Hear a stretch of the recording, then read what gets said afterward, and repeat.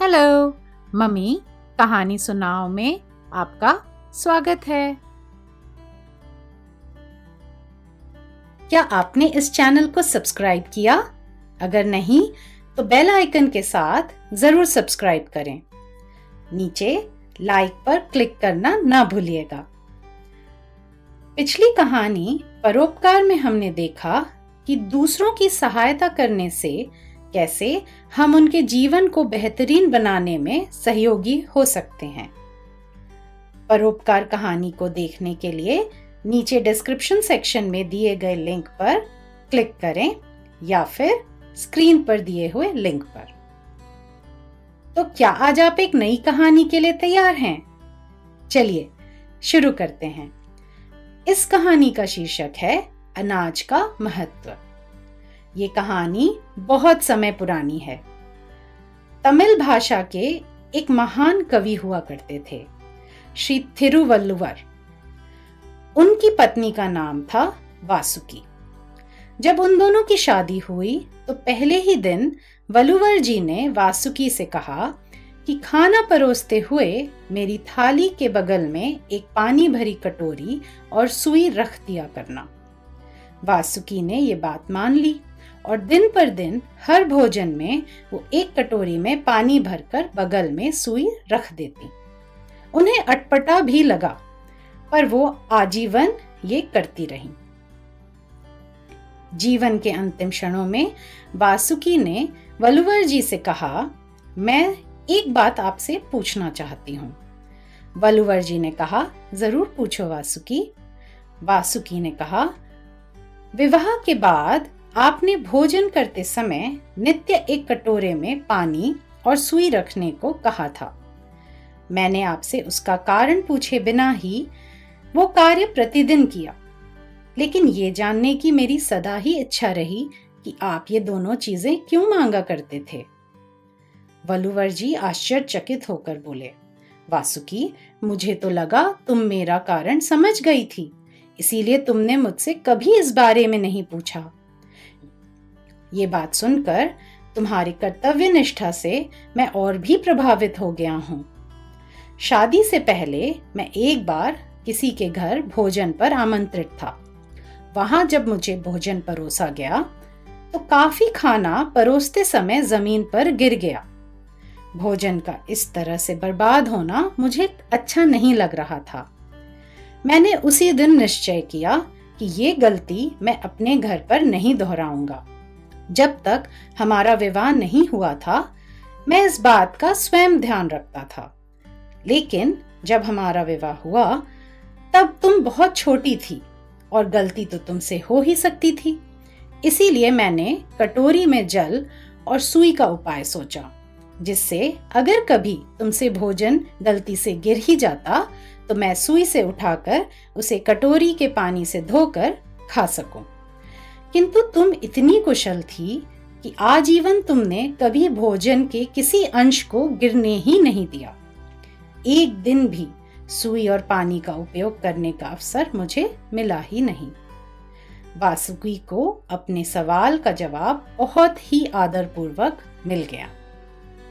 वासुकी और वल्लुवर जी अपने अपने तरीके से आजीवन भोजन का आदर करते रहे।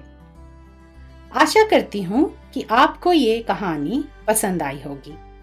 आइए इसी विषय में मैं आपको एक और कहानी सुनाती हूँ।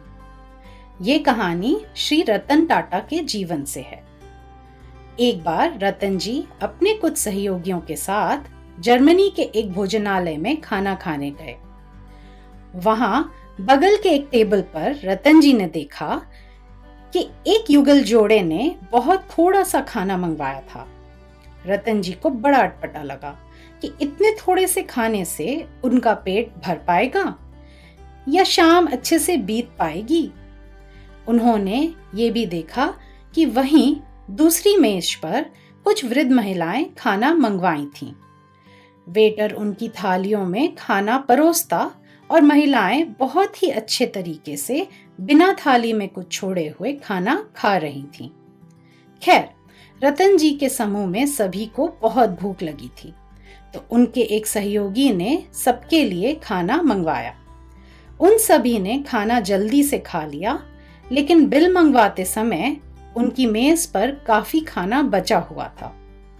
बिल चुकाकर जब रतन जी का समूह भोजनालय से निकल रहा था, तो एक वृद्ध महिला इनके समूह से कहने लगी कि आप सबने इतना खाना क्यों बर्बाद किया है। रतन जी के एक सहयोगी ने उत्तर दिया, हमने खाने का पैसा दिया है, हम चाहे खाएं या बर्बाद करें, आप क्यों टोक रही हैं। इस बात को सुनकर दूसरी वृद्ध महिला ने कहीं पर फोन लगा दिया। थोड़ी ही देर में समाज सुधार संगठन से अफसर अफसर आए और उन्होंने कड़े शब्दों में रतन जी के समूह को समझाया कि आपको जितना खाना हो उतना ही मंगवाया कीजिए। पैसा चाहे आपका हो, पर संसाधन यानी कि रिसोर्सेज समाज के होते हैं। दुनिया में बहुत से ऐसे लोग हैं जिन्हें खाने को नहीं मिलता और आप खाना बर्बाद कर रहे हैं।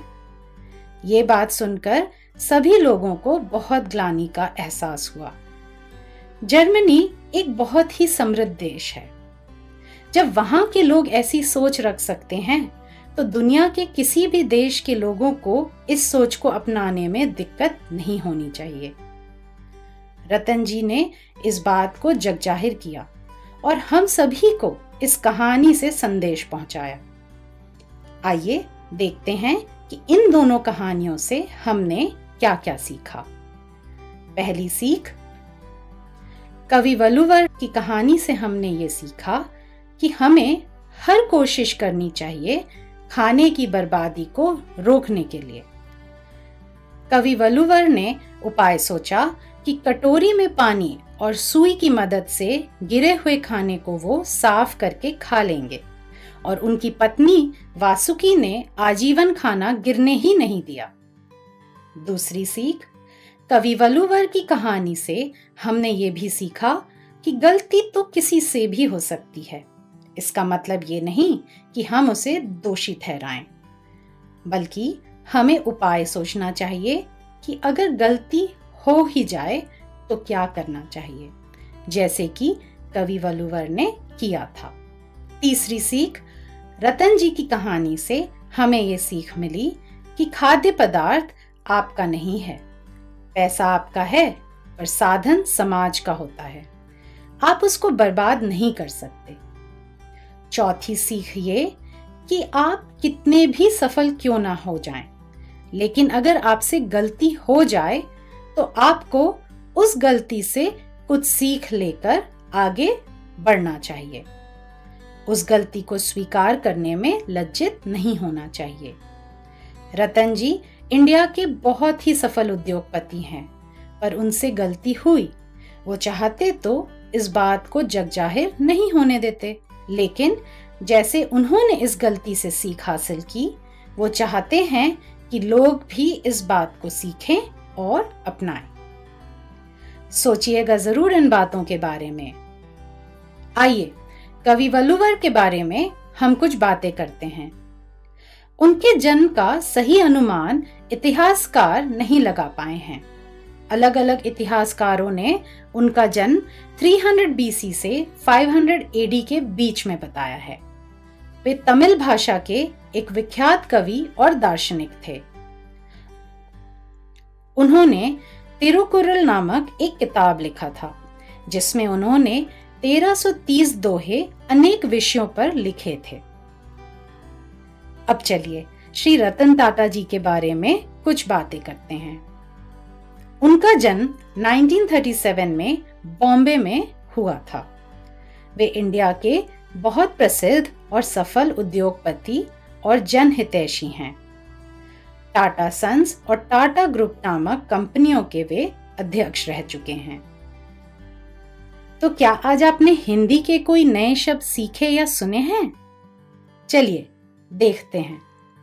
सुई यानी कि नीडल, कटोरी यानी कि बोल, भोजन यानी कि मील, वृद्ध का मतलब ओल्ड, उद्योगपति का मतलब इंडस्ट्रियलिस्ट, और भी कई शब्द थे।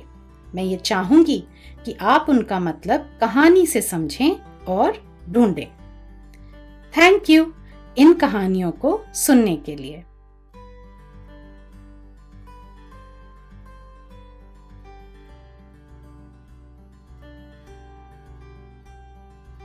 मम्मी कहानी सुनाओ चैनल को प्लीज सब्सक्राइब करिए और इस बेल आइकन को क्लिक करके ऑल जरूर सिलेक्ट करिएगा आगे आने वाली सभी कहानियों का आनंद लेने के लिए। लाइक और शेयर जरूर करें और नीचे कमेंट सेक्शन में अपना फीडबैक देना ना भूलिएगा। सी यू सून।